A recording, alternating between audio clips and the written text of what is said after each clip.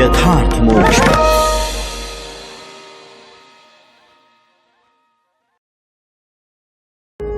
यथार्थ मोक्ष प्रस्तुत कर रहा है अतुल्य संपूर्ण महाभारत। श्री महाभारत द्रौपदी सत्यभामा संवाद पर 233वां अध्याय। द्रौपदी का सत्यभामा को सती स्त्री के कर्तव्य की शिक्षा देना। मैं घर के बर्तनों को मांज धोकर साफ रखती हूँ। शुद्ध एवं स्वादिष्ट रसोई तैयार करके सबको ठीक समय पर भोजन कराती हूँ। मन और इंद्रियों को संयम में रखकर घर में गुप्त रूप से अनाज का संचय रखती हूँ और घर को झाड़ बुहार लीप पोत कर सदा स्वच्छ एवं पवित्र बनाए रखती हूँ। मैं कोई ऐसी बात मुंह से नहीं निकालती जिससे किसी का तिरस्कार होता हो। दुष्ट स्त्रियों के संपर्क से सदा दूर रहती हूँ। आलस्य को कभी पास नहीं आने देती और सदा पतियों के अनुकूल बर्ताव करती हूँ।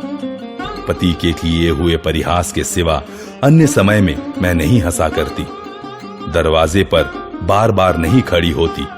जहां कूड़े करकट फेंके जाते हों ऐसे गंदे स्थानों में देर तक नहीं ठहरती और बगीचों में भी बहुत देर तक अकेली नहीं घूमती हूं। नीच पुरुषों से बात नहीं करती। मन में असंतोष को स्थान नहीं देती और पराई चर्चा से दूर रहती हूं। न अधिक हंसती हूं और न अधिक क्रोध करती हूं। क्रोध का अवसर ही नहीं आने देती। सदा सत्य बोलती और पतियों की सेवा में लगी रहती हूं। पतिदेव के बिना किसी भी स्थान में अकेली रहना मुझे बिल्कुल पसंद नहीं है। मेरे स्वामी जब कभी कुटुंब के कार्य से कभी परदेश चले जाते हैं, उन दिनों मैं फूलों का श्रृंगार नहीं धारण करती, अंगराग नहीं लगाती और निरंतर ब्रह्मचर्य व्रत का पालन करती हूं। मेरे पतिदेव जिस चीज को नहीं खाते, नहीं पीते अथवा नहीं सेवन करते, वह सब मैं भी त्याग देती हूं। सुंदरी, शास्त्रों में स्त्रियों के लिए जिन कर्तव्यों का उपदेश किया गया है, उन सब का मैं नियम पूर्वक पालन करती हूं। अपने अंगों को वस्त्राभूषणों से विभूषित रखकर पूरी सावधानी के साथ मैं पति के प्रिय एवं हित साधन में संलग्न रहती हूं।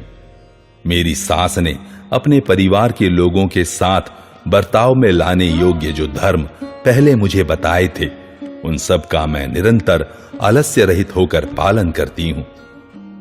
मैं दिन रात आलस्य त्याग कर भिक्षादान, बलि वैश्वदेव, श्राद्ध, पर्व कालोचित स्थाली पाक यज्ञ, मान्य पुरुषों का आदर सत्कार, विनय, नियम तथा अन्य जो जो धर्म मुझे ज्ञात हैं, उन सब का सब प्रकार से उद्यत होकर पालन करती हूं।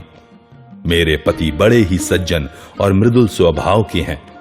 सत्यवादी तथा सत्य धर्म का निरंतर पालन करने वाले हैं।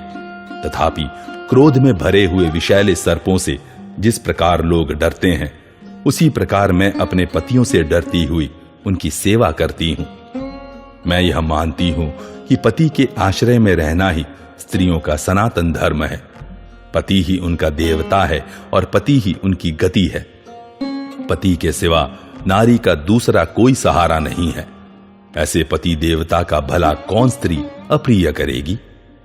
पतियों के शयन करने से पहले मैं कभी शयन नहीं करती, उनसे पहले भोजन नहीं करती, उनकी इच्छा के विरुद्ध कोई आभूषण नहीं पहनती, अपनी सास की कभी निंदा नहीं करती और अपने आप को सदा नियंत्रण में रखती हूं। सौभाग्यशालिनी सत्यभामे, मैं सावधानी से सर्वदा सवेरे उठकर समुचित सेवा के लिए सन्नद्ध रहती हूं। गुरुजनों की सेवा शुश्रूषा से ही मेरे पति मेरे अनुकूल रहते हैं। मैं वीर जननी सत्यवादिनी आर्या कुंती देवी की भोजन, वस्त्र और जल आदि से सदा स्वयं सेवा करती रहती हूं। वस्त्र, आभूषण और भोजन आदि में मैं कभी सास की अपेक्षा अपने लिए कोई विशेषता नहीं रखती। मेरी सास कुंती देवी पृथ्वी के समान क्षमाशील हैं। मैं कभी उनकी निंदा नहीं करती। पहले महाराज युधिष्ठिर के महल में प्रतिदिन 8000 ब्राह्मण सोने की थालियों में भोजन किया करते थे। महाराज युधिष्ठिर के यहां 88,000 ऐसे स्नातक गृहस्थ थे जिनका वे भरण पोषण करते थे। उनमें से प्रत्येक की सेवा में 30-30 दासियां रहती थीं। इनके सिवा दूसरे 10,000 और ऊर्ध्वरेता यति उनके यहां रहते थे, जिनके लिए सुंदर ढंग से तैयार किया हुआ अन्न सोने की थालियों में परोसकर पहुंचाया जाता था। मैं उन सब वेदवादी ब्राह्मणों को अग्रहार का अर्पण करके भोजन, वस्त्र और जल के द्वारा उनकी यथा योग्य पूजा करती थी। कुंती नंदन महात्मा युधिष्ठिर के 1,00,000 दासियां थीं, जो हाथों में शंख की चूड़ियां, भुजाओं में बाजूबंद और कंठ में सुवर्ण के हार पहनकर बड़ी सज धज के साथ रहती थीं। उनकी मालाएं तथा आभूषण बहुमूल्य थे। अंग कांति बड़ी सुंदर थी। वे चंदन मिश्रित जल से स्नान करती और चंदन का ही अंगराग लगाती थीं। मणि तथा सुवर्ण के गहने पहना करती थीं। नृत्य और गीत की कला में उनका कौशल देखने ही योग्य था। उन सब के नाम, रूप तथा भोजन आच्छादन आदि सभी बातों की मुझे जानकारी रहती थी। किसने क्या काम किया और क्या नहीं किया, यह बात भी मुझसे छिपी नहीं रहती थी। बुद्धिमान कुंती नंदन युधिष्ठिर की उन 1,00,000 दासियां हाथों में थाली लिए दिन रात अतिथियों को भोजन कराती थीं। जिन दिनों महाराज युधिष्ठिर इंद्रप्रस्थ में रहकर इस पृथ्वी का पालन करते थे, उस समय प्रत्येक यात्रा में उनके साथ 1,00,000 घोड़े और 1,00,000 हाथी चलते थे। मैं ही उनकी गणना करती, आवश्यक वस्तुएं देती और उनकी आवश्यकताएं सुनती थी। अंतःपुर के नौकरों के तथा ग्वालों और गरड़ियों से लेकर समस्त सेवकों के सभी कार्यों की देखभाल मैं ही करती थी, और किसने क्या काम किया अथवा कौन काम अधूरा रह गया, इन सब बातों की जानकारी भी रखती थी। कल्याणी एवं यशस्विनी सत्यभामे महाराज तथा अन्य पांडवों को जो कुछ आय, व्यय और बचत होती थी, उस सब का हिसाब मैं अकेली ही रखती और जानती थी। वरानने, भरत श्रेष्ठ पांडव कुटुंब का सारा भार मुझ पर ही रखकर उपासना में लगे रहते और तदनुरूप चेष्टा करते थे। मुझ पर जो भार रखा गया था उसे दुष्ट स्वभाव के स्त्री पुरुष नहीं उठा सकते थे, परंतु मैं सब प्रकार का सुख भोग छोड़कर रात दिन उस दुर्वह भार को वहन करने की चेष्टा किया करती थी। मेरे धर्मात्मा पतियों का भरा पूरा खजाना वरुण के भंडार और परिपूर्ण महासागर के समान अक्षय एवं अगम्य था। केवल मैं ही उनके विषय की ठीक जानकारी रखती थी।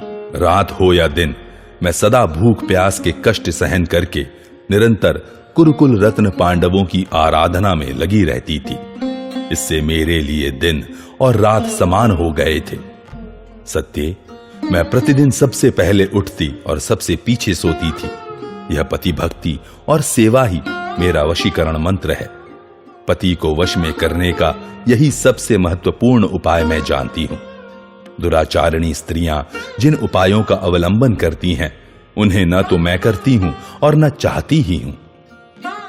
वैशंपायन जी कहते हैं, जन्मेजय, द्रौपदी की ये धर्मयुक्त बातें सुनकर सत्यभामा ने उस धर्मपरायणा पांचाली का समादर करते हुए कहा, पांचाल राजकुमारी याज्ञसेनी, मैं तुम्हारी शरण में आई हूं, उसके लिए मुझे क्षमा कर दो। सखियों में परस्पर स्वेच्छापूर्वक ऐसी हास परिहास की बातें हो जाया करती हैं। इस प्रकार श्री महाभारत वन पर्व के अंतर्गत द्रौपदी सत्यभामा संवाद पर्व में 233वां अध्याय पूरा हुआ। 234वां अध्याय पतिदेव को अनुकूल करने का उपाय, पति की अनन्य भाव से सेवा। द्रौपदी बोली, सखी, मैं स्वामी के मन का आकर्षण करने के लिए तुम्हें एक ऐसा मार्ग बता रही हूं जिसमें भ्रम अथवा छल कपट के लिए तनिक भी स्थान नहीं है। यदि तुम यथावत रूप से इसी पथ पर चलती रहोगी तो स्वामी के चित्त को अपनी सौतों से हटाकर अपनी ओर अवश्य खींच सकोगी। सत्य, स्त्रियों के लिए देवताओं सहित संपूर्ण लोकों में पति के समान दूसरा कोई देवता नहीं है। पति के प्रसाद से नारी की संपूर्ण कामनाएं पूर्ण हो सकती हैं, और यदि पति ही कुपित हो जाए तो वह नारी की सभी आशाओं को नष्ट कर सकता है। सेवा द्वारा प्रसन्न किए हुए पति से स्त्रियों को संतान, भांति भांति के भोग, शैया, आसन, सुंदर दिखाई देने वाले वस्त्र, माला, सुगंधित पदार्थ, स्वर्गलोक तथा महान यश की प्राप्ति होती है। सखी, इस जगत में कभी सुख के द्वारा सुख नहीं मिलता। पतिव्रता स्त्री दुख उठाकर ही सुख पाती है। तुम सौहार्द, प्रेम, सुंदर वेशभूषा धारण, सुंदर आसन समर्पण, मनोहर पुष्पमाला, उदारता, सुगंधित द्रव्य एवं व्यवहार कुशलता से श्याम सुंदर की निरंतर आराधना करती रहो। उनके साथ ऐसा बर्ताव करो जिससे वे यह समझकर कि सत्यभामा को मैं ही अधिक प्रिय हूं, तुम्हें ही हृदय से लगाया करे। जब महल के द्वार पर पधारे हुए प्राणवल्लभ का स्वर सुनाई पड़े, तब तुम उठकर घर के आंगन में आ जाओ और उनकी प्रतीक्षा में खड़ी रहो। जब देखो कि वे भीतर आ गए, तब तुरंत आसन और पाद्य के द्वारा उनका यथावत पूजन करो। सत्य, यदि श्याम सुंदर किसी कार्य के लिए दासी को भेजते हो तो तुम्हें स्वयं उठकर वह सब काम कर लेना चाहिए, जिससे श्री कृष्ण को तुम्हारे इस सेवा भाव का अनुभव हो जाए कि सत्यभामा संपूर्ण हृदय से मेरी सेवा करती है। तुम्हारे पति तुम्हारे निकट जो भी बात कहें वह छिपाने योग्य न हो तो भी तुम्हें उसे गुप्त ही रखना चाहिए। अन्यथा तुम्हारे मुख से उस बात को सुनकर यदि कोई सौत उसे श्याम सुंदर के सामने कह दे तो इससे उनके मन में तुम्हारी ओर से विरक्ति हो सकती है। पतिदेव के जो प्रिय, अनुरक्त एवं हितैषी सुहृद हो, उन्हें तरह तरह के उपायों से खिलाओ पिलाओ तथा जो उनके शत्रु, उपेक्षणीय और अहितकारक हों अथवा जो उनसे छल कपट करने के लिए उद्यत रहते हों, उनसे सदा दूर रहो। दूसरे पुरुषों के समीप घमंड और प्रमाद का परित्याग करके मौन रहकर अपने मनोभाव को प्रकट न होने दो। कुमार प्रद्युम्न और सांब यद्यपि तुम्हारे पुत्र हैं, तथापि तुम्हें एकांत में कभी उनके पास भी नहीं बैठना चाहिए। अत्यंत ऊंचे कुल में उत्पन्न और पापाचार से दूर रहने वाली सती स्त्रियों के साथ ही तुम्हें सखी भाव स्थापित करना चाहिए। जो अत्यंत क्रोधी, नशे में चूर रहने वाली, अधिक खाने वाली, चोरी की लत रखने वाली, दुष्ट और चंचल स्वभाव की स्त्रियां हो, उन्हें दूर से ही त्याग देना चाहिए। तुम बहुमूल्य हार, आभूषण और अंगराग धारण करके पवित्र सुगंधित वस्तुओं से सुवासित हो अपने प्राण वल्लभ श्याम सुंदर श्री कृष्ण की आराधना करो। इससे तुम्हारे यश और सौभाग्य की वृद्धि होगी, तुम्हारे मनोरथ की सिद्धि तथा शत्रुओं का नाश होगा। इस प्रकार श्री महाभारत वन पर्व के अंतर्गत द्रौपदी सत्यभामा संवाद पर्व में द्रौपदी द्वारा स्त्री कर्तव्य कथन विषयक 234वां अध्याय पूरा हुआ। 235वां अध्याय सत्यभामा का द्रौपदी को आश्वासन देकर श्री कृष्ण के साथ द्वारका को प्रस्थान। वैशंपायन जी कहते हैं, जन्मेजय, उस समय भगवान श्री कृष्ण मार्कंडेय आदि ब्रह्म ऋषियों तथा महात्मा पांडवों के साथ अनुकूल बातें करते हुए कुछ काल तक वहां रहकर द्वारका जाने को उद्यत हुए। मधुसूदन केशव ने उन सब से यथावत वार्तालाप के अनंतर विदा लेकर रथ पर चढ़ने की इच्छा से सत्यभामा को बुलाया। तब सत्यभामा वहां द्रुपद कुमारी से गले मिलकर अपने हार्दिक भाव के अनुसार एकाग्रता पूर्वक मधुर वचन बोली। सखी कृष्णे, तुम्हें राज्य के लिए चिंतित और व्यथित नहीं होना चाहिए। तुम इस प्रकार रात रात भर जागना छोड़ दो। तुम्हारे देवतुल्य पतियों द्वारा जीती हुई इस पृथ्वी का राज्य तुम्हें अवश्य प्राप्त होगा। श्यामलोचने, तुम्हें जैसा क्लेश सहन करना पड़ा है, वैसा कष्ट तुम्हारे जैसी सुशीला तथा श्रेष्ठ लक्षणों वाली देवियां अधिक दिनों तक नहीं भोगा करती हैं। मैंने महात्माओं से सुना है कि तुम अपने पतियों के साथ निश्चय ही इस पृथ्वी का निर्द्वंद्व तथा निष्कंटक राज्य भोगोगी। द्रुपद कुमारी, तुम शीघ्र ही देखोगी कि धृतराष्ट्र के पुत्रों को मारकर और पहले के वैर का भरपूर बदला चुकाकर तुम्हारे पतियों ने विजय पाई है और इस पृथ्वी पर महाराज युधिष्ठिर का अधिकार हो गया है। तुम्हारे वन जाते समय अभिमान से मोहित हो कुरुकुल की जिन स्त्रियों ने तुम्हारी हंसी उड़ाई थी, उनकी आशाओं पर पानी फिर जाएगा और तुम उन्हें शीघ्र ही दुर्वस्था में पड़ी हुई देखोगी। कृष्णे, तुम दुख में पड़ी हुई थी, उस दशा में जिन लोगों ने तुम्हारा अप्रिय किया है, उन सबको तुम यमलोक में गया हुआ ही समझो। युधिष्ठिर कुमार प्रतिविंध्य, भीमसेन नंदन सुतसोम, अर्जुन कुमार श्रुतकर्मा, नकुल नंदन शतानीक तथा सहदेव कुमार श्रुतसेन, तुम्हारे ये सभी वीर पुत्र शस्त्र विद्या में निपुण हो गए हैं और कुशल पूर्वक द्वारकापुरी में रहते हैं। वे सब के सब अभिमन्यु की भांति बड़ी प्रसन्नता के साथ वहां रहते हैं। द्वारका में उनका मन बहुत लगता है। सुभद्रा देवी तुम्हारी ही तरह उन सब के साथ सब प्रकार से प्रेम पूर्ण बर्ताव करती हैं। वे किसी के प्रति भेदभाव न रखकर उन सब के प्रति निश्चल स्नेह रखती हैं। वे उन बालकों के दुख से ही दुखी और उन्हीं के सुख से सुखी होती हैं। प्रद्युम्न की माताजी भी उनकी सब प्रकार से सेवा और देखभाल करती हैं। श्याम सुंदर अपने भानु आदि पुत्रों से भी बढ़कर तुम्हारे पुत्रों को मानते हैं। मेरे ससुर जी प्रतिदिन इनके भोजन वस्त्र आदि की समुचित व्यवस्था पर दृष्टि रखते हैं। बलराम जी आदि सभी अंधकवंशी तथा वृषणी वंशी यादव उनकी सुख सुविधा का ध्यान रखते हैं। भामिनी, उन सब का और प्रद्युम्न का भी तुम्हारे पुत्रों पर समान प्रेम है। इस प्रकार हृदय को प्रिय लगने वाले सत्य एवं मन के अनुकूल वचन कहकर श्री कृष्ण महिषी सत्यभामा ने अपने स्वामी के रथ की ओर जाने का विचार किया और द्रौपदी की परिक्रमा की। तदनंतर भामिनी सत्यभामा श्री कृष्ण के रथ पर आरूढ़ हो गईं। यदुश्रेष्ठ श्री कृष्ण ने मुस्कुराकर द्रौपदी को सांत्वना दी और उसे लौटाकर शीघ्रगामी घोड़ों द्वारा अपनी पूरी द्वारका को प्रस्थान किया। इस प्रकार श्री महाभारत वन पर्व के अंतर्गत द्रौपदी सत्यभामा संवाद पर्व में श्री कृष्ण का द्वारका को प्रस्थान विषयक 235वां अध्याय पूरा हुआ। घोष यात्रा पर्व 236वां अध्याय। पांडवों का समाचार सुनकर धृतराष्ट्र का खेद और चिंतापूर्ण उद्गार।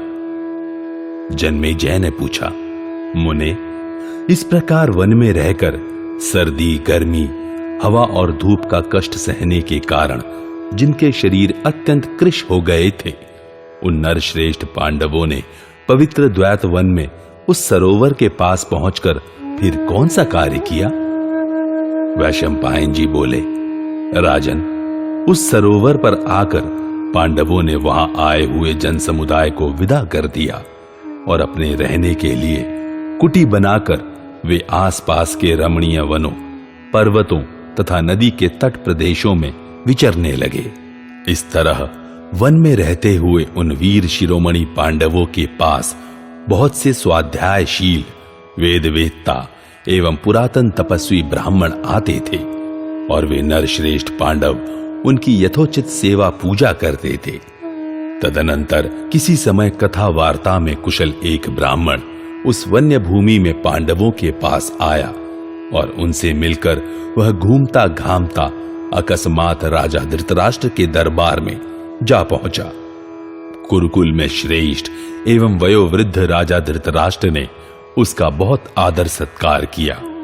जब वह आसन पर बैठ गया तब महाराज के पूछने पर युधिष्ठिर, भीमसेन, अर्जुन तथा नकुल सहदेव के समाचार सुनाने लगा।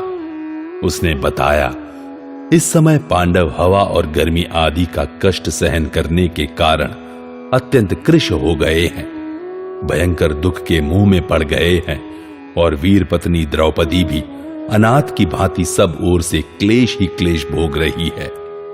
ब्राह्मण की ये बातें सुनकर विचित्र वीर्य नंदन राजा धृतराष्ट्र दया से द्रवित हो बहुत दुखी हो गए। जब उन्होंने सुना कि राजा के पुत्र और पौत्र होकर भी पांडव इस प्रकार दुख की नदी में डूबे हुए हैं, तब उनका हृदय करुणा से भर आया और वे लंबी लंबी सांसें खींचते हुए किसी प्रकार धैर्य धारण करके सब कुछ अपनी ही करतूत का परिणाम समझकर यूं बोले, अहो, जो मेरे सभी पुत्रों में बड़े तथा सत्यवादी, पवित्र और सदाचारी हैं, तथा जो पहले रंकु मृग के रों से बने हुए बिछौनों पर सोया करते थे, वे अजात शत्रु धर्मराज युधिष्ठिर आजकल भूमि पर कैसे शयन करते होंगे, जिन्हें कभी मागधों और सूतों का समुदाय प्रतिदिन स्तुति पाठ करके जगाता था, जो साक्षात इंद्र के समान तेजस्वी और पराक्रमी हैं, वे ही राजा युधिष्ठिर निश्चय ही अब भूमि पर सोते और पक्षियों के कलरव सुनकर रात के पिछले पहर में जागते होंगे। भीमसेन का शरीर हवा और धूप का कष्ट सहन करने से अत्यंत दुर्बल हो गया होगा। उनका अंग अंग क्रोध से कांपता और फड़कता होगा। वे द्रौपदी के सामने कैसे धरती पर शयन करते होंगे। उनका शरीर ऐसा कष्ट भोगने योग्य नहीं है। इसी प्रकार सुकुमार एवं मनस्वी अर्जुन, जो सदा धर्मराज युधिष्ठिर के अधीन रहते हैं, अमर्ष के कारण उनके सारे अंगों में संताप हो रहा होगा और निश्चय ही उन्हें अपनी कुटिया में अच्छी तरह नींद नहीं आती होगी। अर्जुन का तेज बड़ा ही भयंकर है। वे नकुल, सहदेव, द्रौपदी, युधिष्ठिर तथा भीमसेन को सुख से वंचित देखकर सर्प के समान फुफकारते होंगे और अमर्ष के कारण निश्चय ही उन्हें नींद नहीं आती होगी। इसी प्रकार सुख भोगने के योग्य नकुल और सहदेव का भी सुख छिन गया है। वे दोनों भाई स्वर्ग के देवता अश्विनी कुमारों की भांति रूपवान हैं। वे भी निश्चय ही अशांत भाव से सारी रात जागते हुए भूमि पर सोते होंगे। धर्म और सत्य ही उन्हें तत्काल आक्रमण करने से रोके हुए है। जो बल में वायु के समान है, वायु देवता के ही अत्यंत बलवान पुत्र हैं। वे भीमसेन भी अपने बड़े भाई के द्वारा धर्म के बंधन में बांध लिए गए हैं। निश्चय ही इसीलिए चुपचाप लंबी सांसें खींचते हुए वे क्रोध को सहन करते हैं। रणभूमि में भीमसेन दूसरों की अपेक्षा सदा अधिक पराक्रमी सिद्ध होते हैं। वे मेरे पुत्रों के वध की कामना करते हुए धरती पर करवटे बदल रहे होंगे। सत्य और धर्म ने ही उन्हें रोक रखा है, अतः वे भी अवसर की ही प्रतीक्षा कर रहे हैं। अजात शत्रु युधिष्ठिर को जुए में छल पूर्वक हरा दिए जाने पर दुशासन ने जो कड़वी बातें कही थी, वे भीमसेन के शरीर में घुसकर जैसे आग तृण और काष्ठ के समूह को जला डालती है, उसी प्रकार उन्हें दग्ध कर रही होंगी। धर्मपुत्र युधिष्ठिर मेरे अपराध पर ध्यान नहीं देंगे। अर्जुन भी उन्हीं का अनुसरण करेंगे, परंतु इस वनवास से भीमसेन का क्रोध तो उसी प्रकार बढ़ रहा होगा जैसे हवा लगने से आग धधक उठती है। उस क्रोध से जलते हुए वीरवर भीमसेन हाथ से हाथ मलकर इस प्रकार अत्यंत भयंकर गर्म गर्म सांस खींच रहे होंगे, मानो मेरे इन पुत्रों और पौत्रों को अभी भस्म कर डालेंगे। गांडीवधारी अर्जुन तथा भीमसेन जब क्रोध में भर जाएंगे, उस समय यमराज और काल के समान हो जाएंगे। वे रणभूमि में विद्युत के समान चमकने वाले बाणों की वर्षा करके शत्रु सेना में से किसी को भी जीवित नहीं छोड़ेंगे। दुर्योधन, शकुनी, सूतपुत्र कर्ण तथा दुशासन ये बड़े ही मूढ़ बुद्धि हैं, क्योंकि जुए के सहारे दूसरे के राज्य का अपहरण कर रहे हैं। इन्हें वृक्ष की शाखा से टपकता हुआ केवल मधु ही दिखाई देता है। वहां से गिरने का जो भारी भय है, उधर उनकी दृष्टि नहीं है। मनुष्य शुभ और अशुभ कर्म करके उसके स्वर्ग नरक रूप फल की प्रतीक्षा करता है। वह उस फल से विवश होकर मोहित होता है। ऐसी दशा में मूढ़ पुरुष का उस मोह से कैसे छुटकारा हो सकता है। मैं सोचता हूं कि अच्छी तरह जोते हुए खेत में बीज बोया जाए तथा ऋतु के अनुसार ठीक समय पर वर्षा भी हो, फिर भी उसमें फल ना लगे तो इसमें प्रारब्ध के अतिरिक्त अन्य किसी कारण की सिद्धि कैसे की जा सकती है। द्यूत प्रेमी शकुनी ने जुआ खेलकर कदापि अच्छा नहीं किया। साधुता में लगे हुए युधिष्ठिर ने भी जो उसे तत्काल नहीं मार डाला, यह भी अच्छा नहीं किया। इसी प्रकार कुपुत्र के वश में पड़कर मैंने भी कोई अच्छा काम नहीं किया है। इसी का फल है कि यह कौरवों का अंतकाल आ पहुंचा है।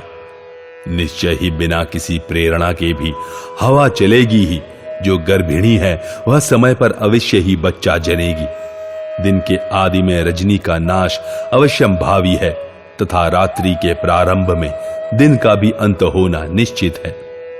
यदि यह विश्वास हो जाए तो हम लोभ के वश होकर न करने योग्य काम क्यों करें और दूसरे भी क्यों करें, एवं बुद्धिमान मनुष्य भी उपार्जित धन का दान क्यों न करे। अर्थ के उपयोग का समय प्राप्त होने पर यदि उसका सदुपयोग न किया जाए तो वह अनर्थ का हेतु हो जाता है। अतः विचार करना चाहिए कि उस धन का सदुपयोग क्यों नहीं होता और कैसे हो। यदि प्राप्त हुए धन का यथावत वितरण न किया जाए तो वह कच्चे घड़े में रखे हुए जल की भांति चूकर व्यर्थ नष्ट क्यों ना होगा। यह सोचकर उसकी रक्षा करना ही कर्तव्य है। यदि यथा योग्य विभाजन के द्वारा धन की रक्षा न की जाएगी तो वह सैकड़ों प्रकार से बिखर जाएगा। जगत में किए हुए कर्म फल का नाश नहीं होता, यह निश्चित है। देखो अर्जुन में कितनी शक्ति है। वे वन से भी इंद्रलोक को चले गए और वहां से चारों प्रकार के दिव्यास्त्र सीखकर पुनः इस लोक में लौट आए।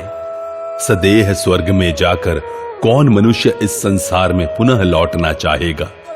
अर्जुन के पुनः मृत्यलोक में लौटने का कारण इसके सिवा दूसरा नहीं है कि ये बहुसंख्यक कौरव काल के वशीभूत हो मृत्यु के निकट पहुंच गए हैं और अर्जुन इनकी इस अवस्था को अच्छी तरह देख रहे हैं।